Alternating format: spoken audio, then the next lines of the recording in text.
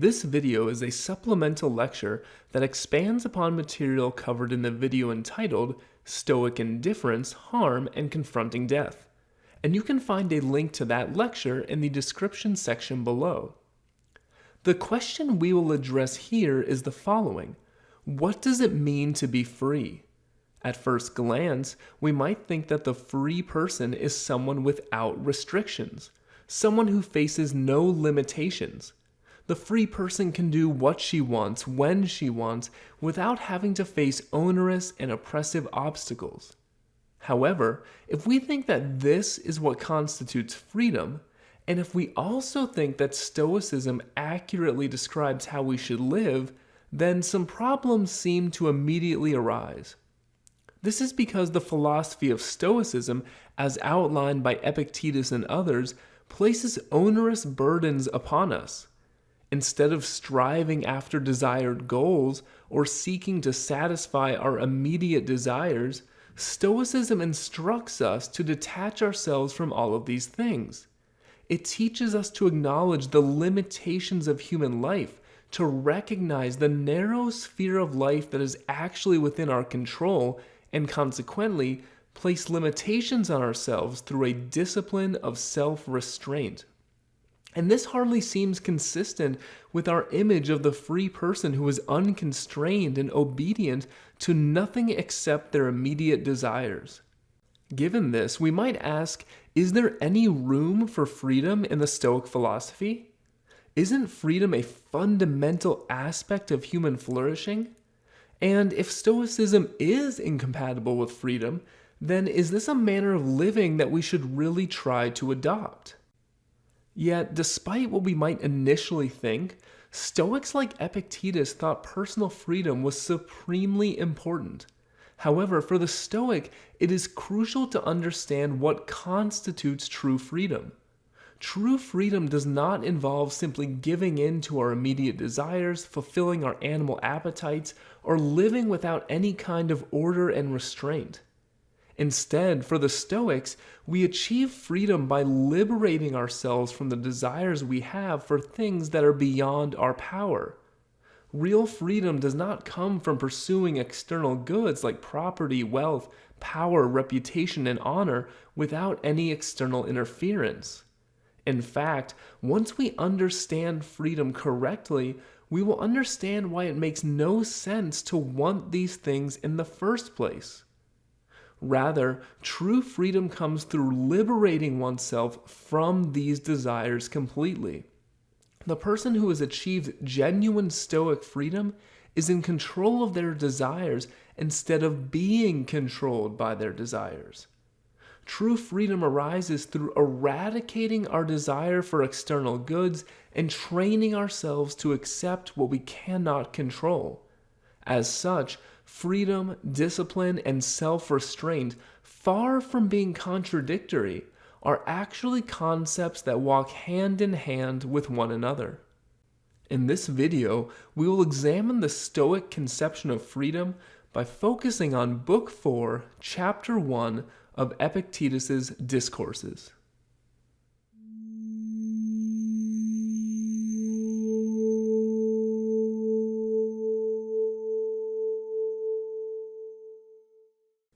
Understanding the Stoic conception of freedom first requires thinking more about the broader concept of freedom itself. We need to ask, what is it that determines whether someone is free? And what kinds of obstacles could prevent us from being free? There seem to be two different ways in which our freedom might be undermined. To see this, compare the paintings that you see on your screen. On the left is Joseph Wright of Derby's The Captive. On the right is Jan Steen's Wine is a Mocker. Notice how the body of each person featured in the painting is in a similar position. They're sitting on the ground and unable to move. At least in their present situation, neither individual is free to act as they wish. Yet, despite this similarity, there is a crucial difference between them. The captive cannot act freely because of the physical bonds that hold him down. He is literally prevented from moving about as he wishes or going where he pleases. But this is not the case with the drunkard in Jan Steen's painting. The reason the drunkard cannot move about as she wishes is because of her extreme inebriation. She may have freely chosen to drink, but as a result, the drunkard is no longer in control of her decision-making faculties. Consequently, she can no longer exercise her capacity for free choice. This comparison demonstrates how our freedom can be undermined in different ways. Sometimes a person's freedom might be limited by their circumstances through enslavement, restraint, or imprisonment. Or someone could be prevented from doing what they want because of the threat of physical violence or maybe punishment by the state. In these cases, there is always some external circumstance which prevents us from acting according to our own choices. However, it is not only our circumstances which determine whether we are free. Whether a person is free can also depend upon their character, and by character I mean simply something internal to the person, their habits, their desires, their psychological dispositions, or even their temporary mental state. It is something about the person herself, independent of her circumstances, that limits or hinders her freedom. As portrayed in Jan Steen's painting, addiction and substance abuse are prime examples of this. Suppose there are no laws prohibiting an addict from using her drug of choice. There is no external force that will stop her from feeding her addiction. In that case, provided she can obtain her desired drugs, there is nothing to stop her from using them. And as a result, we can imagine, as is often the case with extreme addiction, that her entire life is spent pursuing that drug. In this case, does the fact that she faces no external coercion or restraint actually mean that she is free? Is she free to make autonomous decisions? Well, it does not seem so. Rather, this individual is a slave to her desires. When in the depths of addiction, a person cannot exercise their ability for rational thought. The addict cannot come to a considered decision about what would best serve her long-term interests. Even if deep down she very much wants to overcome her addiction, her immediate desire for the drug can overwhelm her ability to think clearly and rationally. Thus, she is prevented from acting in accordance with what her sober self would think is the best course of action. She has as little freedom and is just as constrained, perhaps even more so, than the man held in captivity against his will. And even if it is something like temporary drunkenness that we are talking about, then that person's freedom has been limited during that time. When in this state, our ability to reason and make good decisions based upon our values has been stolen from us, and consequently, our freedom is diminished. Many other kinds of situations can produce the same result. A person might struggle to resist deeply ingrained bad habits, suffer from a severe mental illness, or have diminished capacity due to old age. All of these scenarios demonstrate how it is possible for a person to lack freedom despite not facing any externally imposed constraints. From all this, we might reasonably conclude that becoming free requires the right circumstances as well as the right character. However, what makes Epictetus' Stoic conception of freedom distinctive and maybe even radical is that he believes it is character alone that determines our freedom. Circumstance has nothing to do with whether we are free. Given the general Stoic philosophy, such a position, although maybe extreme, does make sense. The Stoics sought a manner of living where flourishing was possible no matter our circumstances, a type of flourishing equally available to slave and emperor. As such, it makes sense that Epictetus would think circumstance is irrelevant to the question of freedom. We cannot control whether another person enslaves or threatens us. These circumstantial factors are beyond our control. However, it is within our power to discipline our will, exercise self-control, and form the proper sort of character. This is something we can do regardless of our situation. And this means that freedom does not depend upon chance. Freedom just requires disciplining our desires and training ourselves to focus on what is within our control. Epictetus explains this point in the following passage from the Discourses. Here Epictetus imagines a conversation with a Roman consul, someone who is a high-ranking Roman politician born into the best circumstances on offer in Roman society. Epictetus imagines telling this politician the truth, namely, that he differs not at all from those slaves who have been thrice sold. Now we can imagine the consul reacting with indignation at this statement of being told that he is no more free than a slave.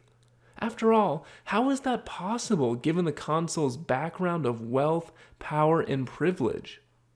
The consul scoffs, "What, I a slave? I whose father was free, whose mother was free? I whom no man can purchase? I am also of senatorial rank, and a friend of Caesar. And I have been a consul, and I own many slaves." He marshals his free birth, political power, friendships with powerful people, and the fact that he himself is a slave owner as evidence against this assertion. In his view, his life is nothing like that of a lowly slave in Roman society. Epictetus replies that none of this is relevant to the question of whether he is free. He focuses here on the claim that the consul's free birth to free parents ensures his own freedom. Well, suppose his parents were of a noble nature. It could still be the case that the consul himself is of a mean nature. Even if his parents were fearless, it could still be the case that he is a coward. Finally, even if his parents had the power of self-restraint, it would matter little if he was not able to exercise it himself. Epictetus' general point is this: there is no advantage someone can be born with that guarantees their freedom, and no disadvantage someone can be born with that necessarily prevents them from being free. All of these things are merely circumstantial, but fundamentally, freedom is a matter of character. The noble, fearless, and self-constrained person who happens to be held in bondage is free. The wealthy, well-connected, and powerful politician who is cowardly and unable to control their desires is enslaved. As such, until we know something about the consul's character, we cannot say for sure whether he is any more free than the very slaves that he himself owns. Epictetus' thinking about freedom is attractive in that it makes freedom equally attainable by all. Since freedom is not a matter of being born in the right circumstances, it is attainable even by those who have the least opportunity and those who have suffered the most misfortune. At the same time, it seems difficult to believe that someone with all the advantages of a wealthy and powerful Roman consul is no better situated to live freely than the most oppressed slave. Is circumstance really so irrelevant to the attainment of freedom? To understand Epictetus' approach to this question, we need a clearer grasp of his conception of freedom, and we will address this topic in the next section of this video.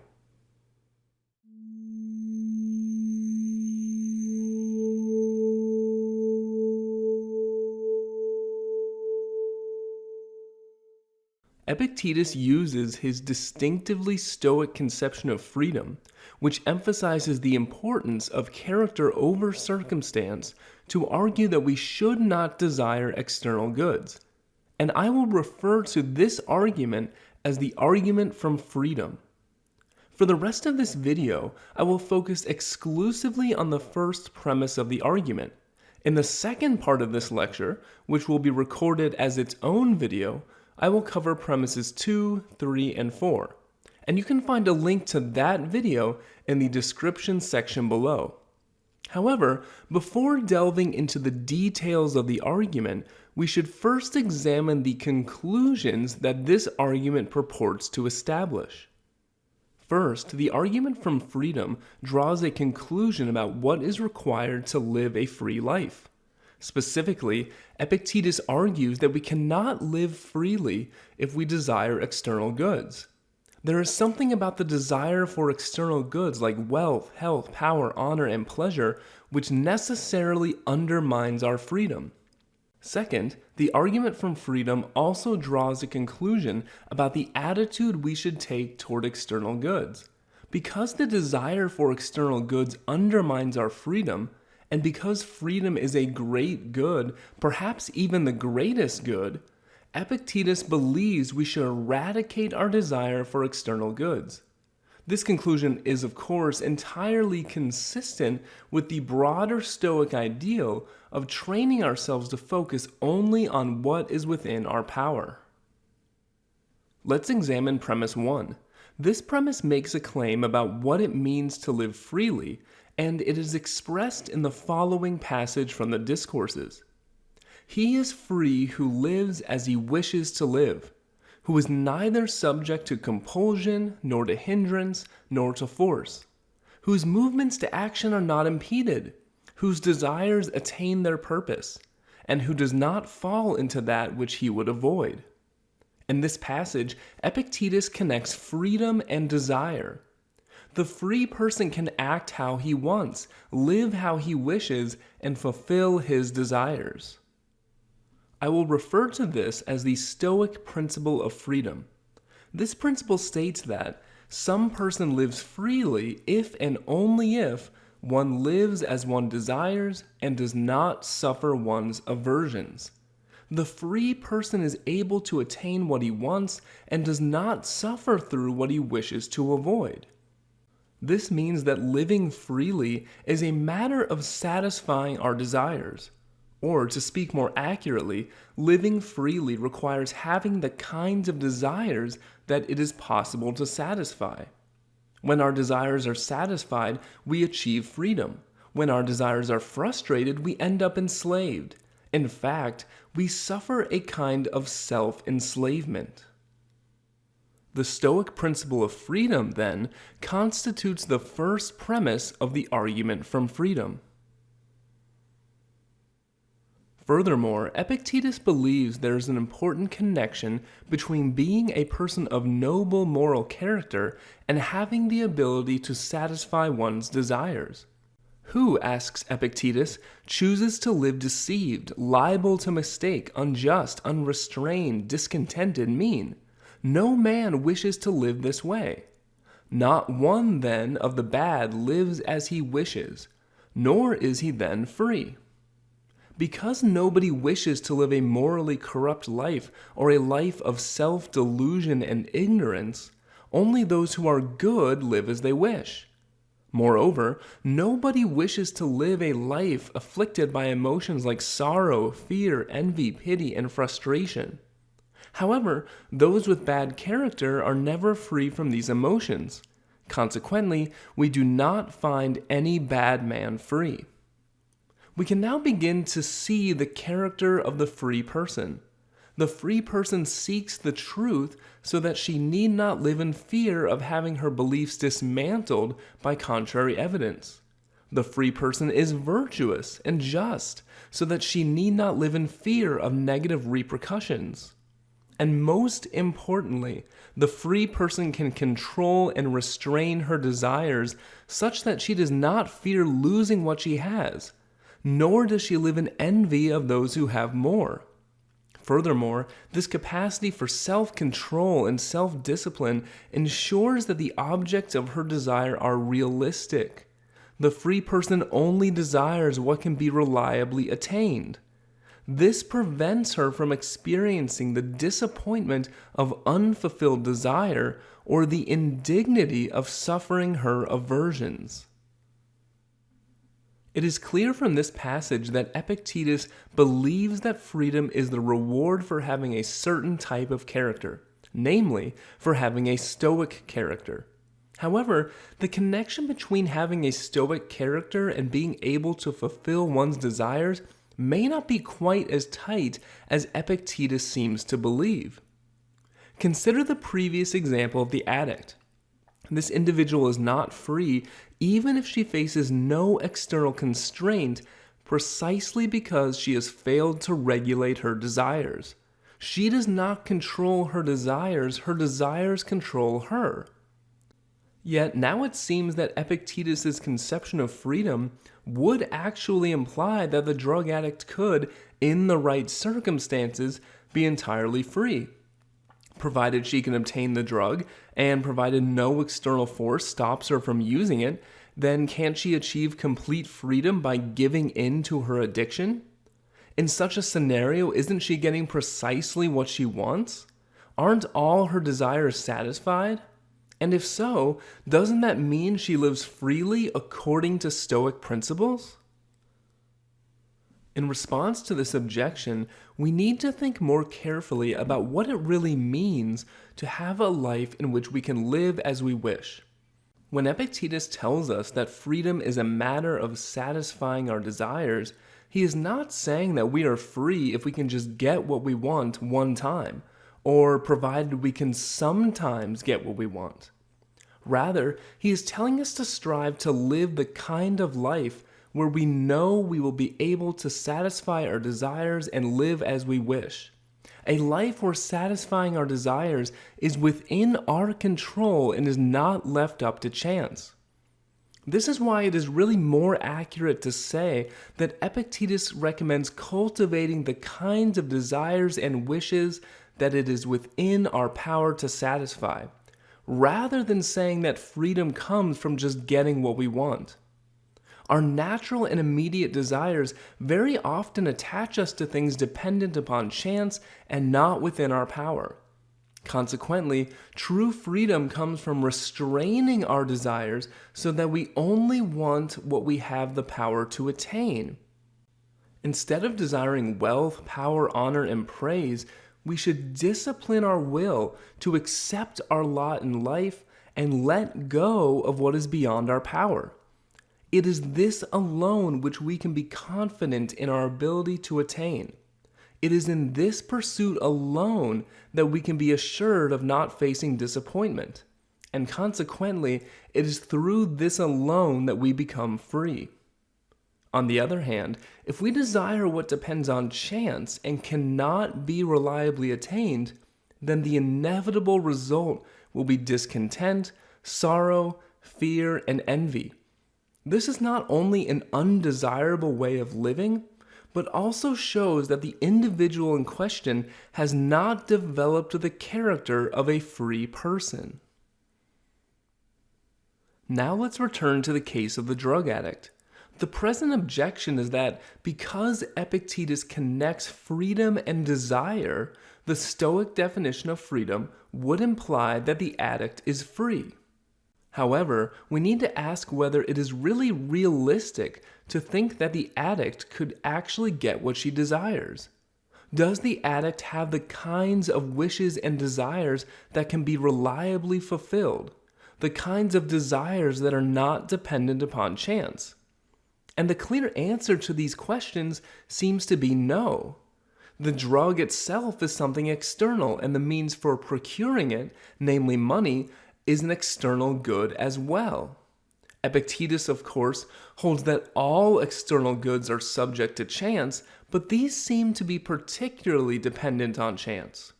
The effects of addiction upon one's life make it difficult to execute the sort of consistent plan of action that is needed to reliably obtain money. As such, addicts unfortunately often have to resort to all manner of risky, unjust, and undignified behavior in pursuit of their desires.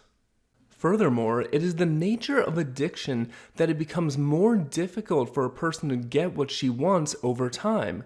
As time passes, the addict needs more of the drug to get the same effects, As a result, the addict's ability to live as she wishes becomes increasingly more difficult, and thus the life of an addict is not the life of a free person.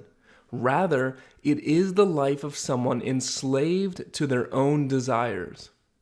Furthermore, given that such a life often is accompanied by sorrow, fear, disappointment, frustration, and envy, it is likely not even a life that the addict herself, in her more reflective moments, would wish to live.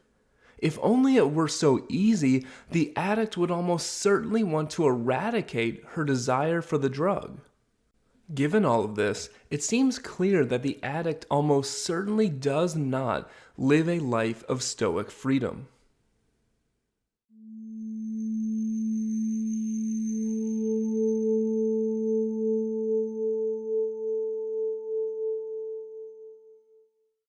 Epictetus' Stoic conception of freedom implies that we are always in control of whether we live freely.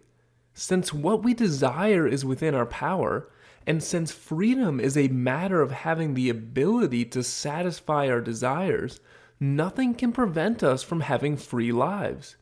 Freedom is simply a matter of being in control of our will and does not depend upon any external circumstance.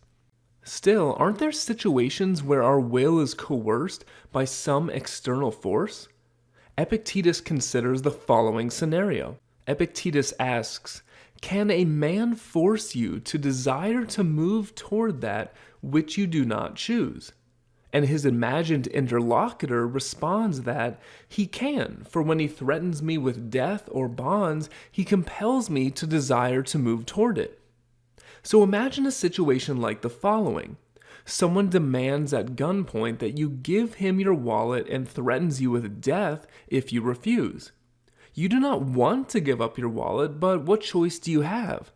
It is either give up your wallet or give up your life. How then can you do anything else in this situation except give over your wallet? And if you do this, then haven't you been forced by something outside of yourself to do what you don't want to do? Hasn't something outside of you stolen your freedom? And doesn't that imply that freedom is not always within our control?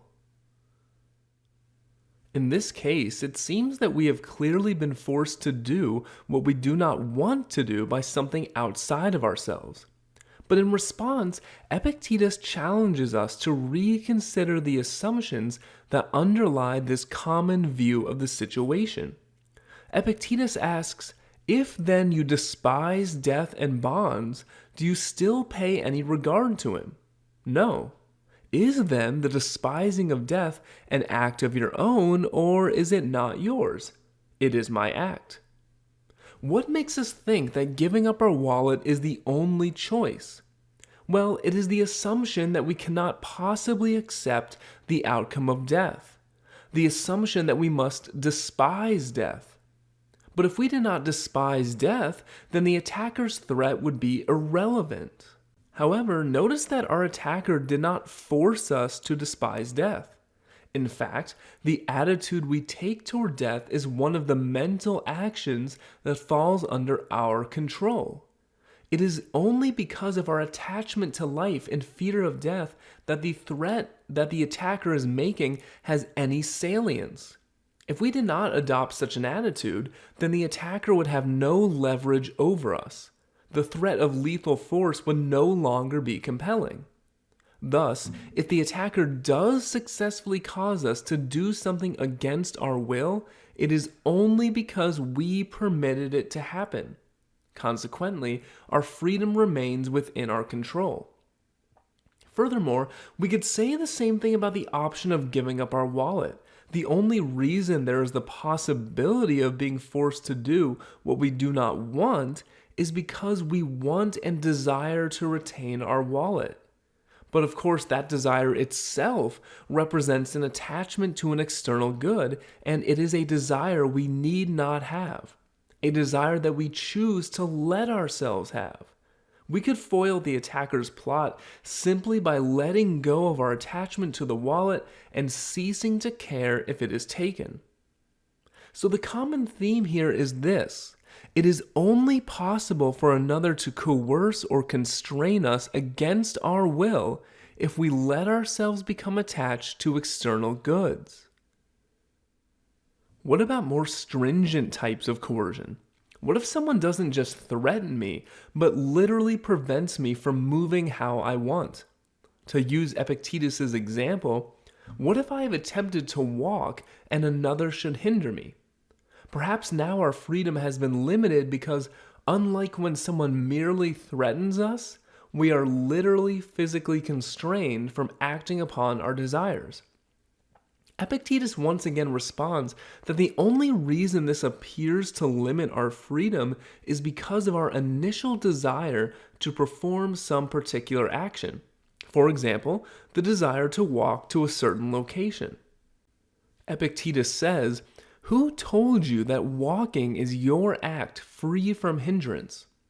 For I said that this only was free from hindrance to desire to move.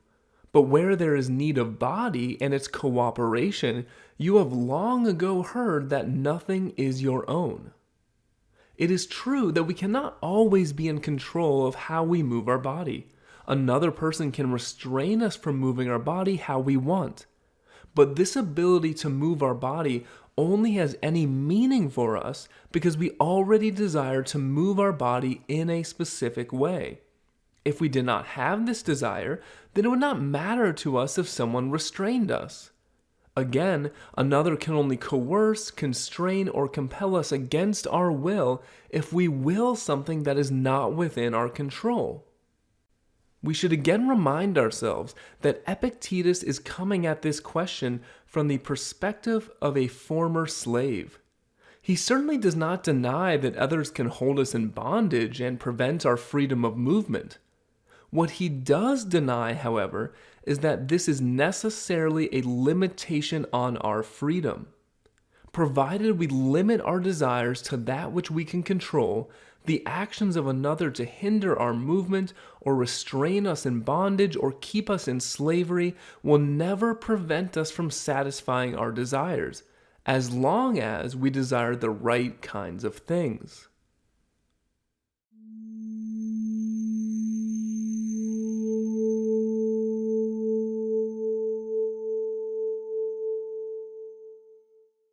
We are now beginning to see what will soon be made explicit through the argument from freedom. The desire for external goods undermines our freedom, and true freedom comes from within ourselves by cultivating self-restraint.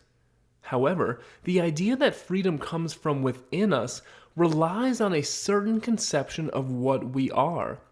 It relies on a certain conception of what constitutes the self. We can see how external goods like money and houses and power and reputation are all things that could be seen as outside of ourselves. But the example we just discussed relies on the idea that our body itself is an external good. We can control what we desire, but we may not be able to control the way in which we move our body. Therefore, our body is something that lies beyond our power and as such must be considered an external good that falls outside the purview of the self. Epictetus makes this point in the following passage from the Enchiridion. Sickness is an impediment to the body, but not to the will. Lameness is an impediment to the leg, but not to the will. And say this to yourself with regard to everything that happens, for you will find it to be an impediment to something else, but not truly to yourself. Epictetus draws a distinction here between our body on the one hand and our will on the other. Our body can be harmed by sickness, injury, poverty, death, compulsion, and restraint. A person can stop me from walking where I want to walk. Another person might injure my leg or infect my lungs with disease. And it is not within my power to completely prevent any of these things from happening. However, while these are all unfortunate occurrences, Epictetus reassures us that none of these are an impediment to what is truly yourself. When our leg is broken or we are held in captivity, what is hindered is something that may belong to us in some sense, but which, because it is subject to chance and fortune, is not genuinely something of our own. The only thing that is truly our own is our will and the desires we direct it toward. This is the only thing that truly can be said to belong to what we are. It is the only thing that constitutes our identity in the fullest sense. So the only way in which harm and constraint upon the body can hinder our freedom is if we are attached to the fate of our body itself. This means that even if we are enslaved, we cannot say that we are being held in captivity. Rather, our body is being held in captivity, and whether that fact matters to us, whether it has any deep significance for us, depends entirely on the extent to which we are invested in our body, desire that it remain in perfect health, or desire that our body move to a certain place. It is these types of desires, and not the condition of the body itself, which give others the power to restrict our freedom by preventing us from getting what we want. It will be impossible for anyone to hinder us as long as we only desire anything which is our own, and we only desire that which cannot be hindered. It is wanting what is not our own that makes us vulnerable to coercion and restraint. And in large measure, these desires are the product of thinking that our body, rather than our will, is what makes us who we are and belongs to us in some deep sense. Epictetus makes this point in other passages as well. In the Discourses, he argues that our hand is not our own. It is a part of your own body, but it is by nature earth, subject to hindrance, compulsion, and the slave of everything which is stronger. Our hand may be connected to us in a closer way than other material things, but ultimately it is merely a physical object. As such, it is subject to limitation, destruction, and can easily be restrained, hindered, or injured. The same is true of our health. Epictetus warns us not to desire health, since that belongs to another. As such, we should keep it away from our desires. Finally, Epictetus makes a similar point about goods like our children, spouse, and estate. If our spouse or child tragically dies, then we should say that they have been restored. These goods never belonged to us in the first place, and at some point would inevitably be taken from us. What about if our estate has been unjustly stolen? Epictetus enjoins us to distance ourselves from such things by recognizing their temporary and dependent nature. What is it to you by whose hands he who gave it has demanded it again? While he permits you to possess it, hold it as something not your own, as do travelers at an inn. Someone who stays at an inn does not feel entitled to their room. They know it is a temporary possession, and they do not see it as a fundamental part of who they are. Epictetus encourages us to take the same attitude toward all external goods. We should see all of them as simply on loan to us, as things that are subject to being taken away from us at any moment. Illness might ruin our health. Death might claim our loved ones. Injury could rob us of a promising athletic career. Malicious lies and deceit spread by others could destroy our good reputation, and a thief could take away any of our possessions. However, once we recognize that none of these things are truly our own, then we will be able to handle any misfortune. Once we recognize that it is our will alone over which we have control, and it is our will alone which is truly our own, we will then understand how none of these misfortunes can ultimately undermine our freedom. In this video, we have examined the first premise of the argument from freedom, the Stoic claim about the nature of freedom, which provides the foundation for the rest of the argument. However, there are still further points to be explored here. Specifically, why are we destined to suffer disappointment if we desire external goods?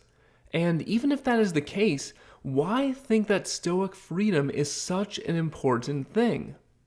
We will examine these points in the second part of this video, which is linked in the description section below, through a close consideration of Epictetus' comments in the Discourses.